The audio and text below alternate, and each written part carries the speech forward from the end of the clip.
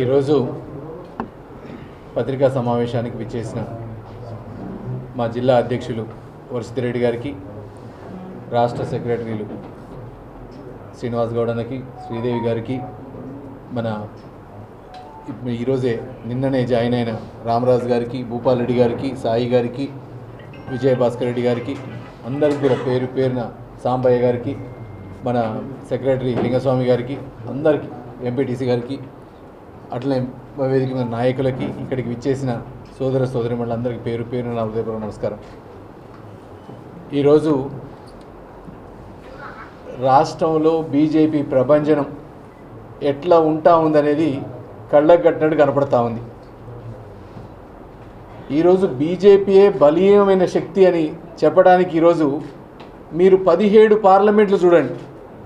17కు 17లో పోటీ బీజేపీయా ఇంకో పార్టీయా? కొన్నిట్లలో టీఆర్ఎస్ కావచ్చు, కొన్నిట్లో కాంగ్రెస్ కావచ్చు, కొన్నిట్లో ఎంఐఎం కావచ్చు. ఏదున్నా 17లో పోటీ మాత్రం బీజేపీతోనే ఉంది. అంటే బీజేపీ ఎంత బలమైపోతూ ఉంది రోజు రోజుకని అర్థమవుతూ ఉంది.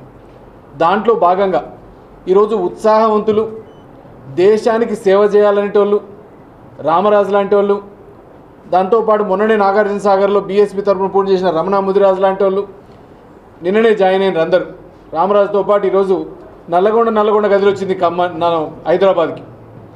అందరూ కూడా, ఎందుకంటే ప్రతి ఒక్కరు నరేంద్ర మోడీ గారి పాలన చూస్తూ ఉన్నారు, గత 10 ఏళ్ల అభివృద్ధి చూస్తూ ఉన్నారు. రాష్ట్ర ప్రభుత్వాలు ఎన్ని చెప్పినా చేసిన ప్రతి పని వెనుక కేంద్ర ప్రభుత్వ నిధులు, కేంద్ర ప్రభుత్వ స్కీములు, కేంద్ర ప్రభుత్వం చేపట్టిన పనులే కనపడతా ఉన్నాయి. ఇప్పటిదాకా ఇప్పుడు మంచి ఉత్సాహవంతులైన నేతలు వస్తూ ఉన్నారు, యువనేతలు వస్తూ ఉన్నారు. ఈ దేశానికి సేవ చేయాలంటే వాళ్ళు వస్తూ ఉన్నారు. దేశానికి సేవ చేయాలా, పోటీ పడాలంటే కుటుంబాలే కాదు, వారసత్వాలు కాదు, అట్టడుగు స్థాయి ఒక ఛాయ్ వాళ్ళ ప్రధానమంత్రి అయినట్టు చిన్న ఊర్ల నుంచి వచ్చే మేమంతా నాయకులు ఎదగాల, అప్పుడే ఊర్ల కష్టాలు తెలవాలని చెప్పి ఈరోజు అందరూ కూడా బీజేపీకి ఆకర్షితులు అవుతా ఉన్నారు. మనం చూసినాం, 4 నెలలైంది కాంగ్రెస్ గెలిచి, అబద్ధాలు చెప్పిండ్రు. అబద్ధాలతో తర్వాత ఈ మధ్య మీరు చూస్తూనే ఉన్నారు, ముఖ్యంగా పత్రికా మిత్రులందరూ, అసలు ఈ రాష్ట్రంలో గవర్నమెంట్ అనేది నడుస్తుందా, దేనికైనా స్పందించిన తీరుందా? సత్యాగ్రహాలు చేసినా స్పందించడం లేదు, రైతుల కష్టాలు చూసినా స్పందించడం లేదు. కానీ వాళ్ళు మాత్రం ఒక దాంట్లో స్పందిస్తూ ఉన్నారు. హుజూర్నగర్ కాఫీ తాగాలంటే హెలికాప్టర్ వస్తుంది, నల్లగొండ టీ తాగాలంటే హెలికాప్టర్ వస్తుంది. ఎందుకు వస్తారో తెలియదు, ఎందుకు పోతారో తెలియదు, పని మాత్రం చేసేది లేదు. అసలు ఒక్క ప్రాజెక్టు 4 నెలల్లో దేనికి హెలికాప్టర్ వేసుకొని వచ్చాడో చెప్పాలి. ఒకరోజు మా దగ్గర హుజూర్నగర్లో హాస్పిటల్లో రివ్యూ చేయడానికి హుజూర్నగర్కి హెలికాప్టర్, దాంట్లో ఎవరు? తుమ్మల నాగేశ్వరరావు గారు, కోమటి వెంకరెడ్డి గారు, ఉత్తమ్ కుమార్ రెడ్డి గారు, ఇంకో మంత్రి ఎవరు, 4 మంత్రులు వచ్చిర్రు. హాస్పిటల్ రివ్యూ చేసి హుజూర్నగర్ నుంచి కోదాడు నుంచి హైదరాబాద్. దేనికి వచ్చిర్రంటే ఏం లేదు సార్, కాఫీ తాగి ఒకసారి మాట్లాడి వెళ్ళిపోయారంట. అంటే ఈ రకంగా ఉంది పరిపాలన. ఎంతసేపు షో చేసుకోవాలా? 10 ఏళ్ళు ఇంట్లో కూర్చున్నాం, ఇక హెలికాప్టర్లో తిరిగే సోకు కావాలి. అప్పుడు కేసీఆర్ తిరిగిండు, ఇప్పుడు మేము తిరగాల తప్ప అసలు రాష్ట్రానికి ఏం చేస్తున్నాం? రాష్ట్రంలో ఏమి నడుస్తుంది? ఇక మరీ వారం నుంచి ముఖ్యమంత్రి గారిని చూస్తే అయితే పాపం అనిపిస్తుంది. ఎందుకంటే రోజుకొక ఎమ్మెల్యే ఇంటికి పోవాల్సి వస్తుంది, రోజుకొక ఎంపీ ఇంటికి పోవాల్సి వస్తుంది. చివరికి కొడంగల్లో పోయి పత్రికా మీటింగ్ పెడితే ఏం పెట్టిండు? నన్ను వెనక నుంచి కోలవడానికి ప్రయత్నాలు జరుగుతున్నాయి, ఎప్పుడు కూలుస్తారో ఏం పాడని భయపడతా ఉన్నారు. 4 నెలలు కాలే ఇప్పటికి. 4 నెలలనే కూల్చుడేంది, తేల్చుడేంది, అసలు ఈ అధికారాలు ఏంది? అంటే మీరు ఎంతసేపటికి అధికారాలు కాపాడుకోవటమేనా, లేదా ఈ రాష్ట్రానికి ఏమైనా చేసేది ఉందా? ఇంతవరకు అసలు ఏమన్నా అంటే అప్పులున్నాయి అంటాడు. కానీ మీరు అప్పులు ఉంటాయని మీకు తెలుసా తెలియదా? ఒక రాష్ట్రం అధికారంలోకి వచ్చేటప్పుడు మీరు గిన పరిపాలన అంటే మీరు చేసేటప్పుడు మీరు ఫస్ట్ ఈ రాష్ట్రానికి అప్పులు ఎంత? ఎందుకంటే ప్రతి సంవత్సరం క్లియర్గా కాగ్ రిపోర్ట్స్ ఉంటాయి, ఫైనాన్షియల్ డాక్యుమెంట్స్ ఉంటాయి, అప్పులు ఆస్తుల చిట్టాలు మీకు ఇస్తూనే ఉంటారు, ఖర్చులు ఎంతనే ఉంటాయి. మీ కింద ఒక పార్టీ అన్నాక మీరు హామీలు ఇచ్చే ముందు ఇది చేసే హామీలా చేయని హామీలా అని ఉంటాయి. కానీ జనాలని పిచ్చోళ్ళని చేసి అబద్ధాలు చెప్పి 6 హామీలని దాని కింద ఒక 400 హామీలు బై అని పెట్టి, అంటే ఒక రకంగా మోసం. ఈ మోసాన్ని ఇట్లనే కంటిన్యూ చేయడానికి మళ్ళీ 1,25,25,00,000 అప్లికేషన్లు. అంటే జనాలకు చెప్పాలా, మీరు రేపు ఓటు వేయకపోతే ఇక మేము ఇయ్యం. కానీ ఒకటి చెప్తా ఉన్న ప్రజలకి, మీరు ఇప్పుడుగిన కాంగ్రెస్ను ఓడియకపోతే, ఒక్క సీటు కూడా రానియకుండా ఓడియకపోతే ఒక్క పథకం రాదు మీకు. ఎందుకంటే ఒక్కసారి ఓడిస్తేనే సురుకు తగులుద్దు వాళ్ళకి, అట్లయితేనే భయపడతారు. రేపెట్టి పరిస్థితుల్లో మళ్ళీ మన పథకాలు అమలు చేయడానికి బీజేపీ తరఫున వాళ్ళని నిలదీసి అడగడానికి వాళ్ళ యువత సిద్ధంగా ఉంది. ఎంతోమంది ఫోన్లు చేస్తూ ఉన్నారు. ఈ దేశం మీద ప్రేమ ఉన్న ప్రతి ఒక్కడు ఫోన్ చేసి, అన్న మంచి పని చేసిండ్రు, ఈరోజు భారతీయ జనతా పార్టీ అన్ని సీట్లలో 400 అంటే 400 గెలవబోతా ఉంది, దాంట్లో నల్లగొండ ఉండబోతా ఉందని డాక్టర్లు, ఇంజనీర్లు, పెద్ద పెద్దోళ్ళు, ఎప్పుడు రాజకీయాలను చూడని వాళ్ళు కూడా ఈరోజు మనం ఉండకపోతే మోడీ గారికి పెద్ద మెజార్టీ రావాలా, దేశంలో మార్పులు జరగాలంటే మోడీ గారికి పెద్ద మెజార్టీ వద్దనే జరుగుతుంది అని ప్రతి ఒక్కరు ఆశపడతా ఉన్నారు.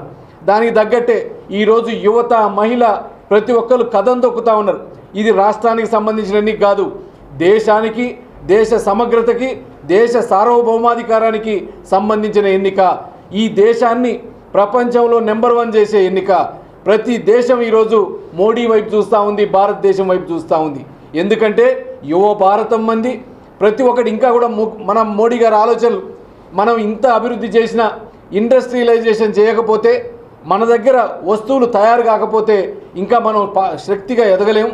దానికోసమనే ఈరోజు విశ్వకర్మ యోచనలు పెట్టినా, ముద్రా లోన్లు పెట్టినా, ఎన్ని రకాలు పెట్టినా, ఎందుకంటే మనీని ఫ్లో చేయాలా, మన యువతని వాళ్ళ కాళ్ళ మీద నిలబడేట్టు చేయాలని చెప్తా ఉన్నారు. దాంట్లో భాగంగా మొన్న చెప్పినా మళ్ళీ చెప్తా ఉన్నా, వారసత్వ రాజకీయాలను బొంద పెడతాం. ఖచ్చితంగా రేపు యువత కోసం 50,000 ఉద్యోగాల్ని 3 ఏళ్లలో కనిపించే ప్రణాళిక వేస్తూ ఉన్నాం, కల్పించే ప్రయత్నం చేస్తాం. దాంతోపాటు ఇండస్ట్రియల్ క్యారిడార్లు కానీ, కొత్త రైల్వే లైన్లు కానీ, కొత్త హైవేలు కానీ 100కి 100% తెచ్చే విధంగా. ఎందుకంటే మీరు ఒకటే గుర్తుపెట్టుకోవాలి, అధికారంలో ఈరోజు ఎలక్షన్ రిజల్ట్ రాకపోయినా రిజల్ట్ అందరికీ తెలుసు, ప్రతి ఒక్క పౌరుడికి తెలుసు.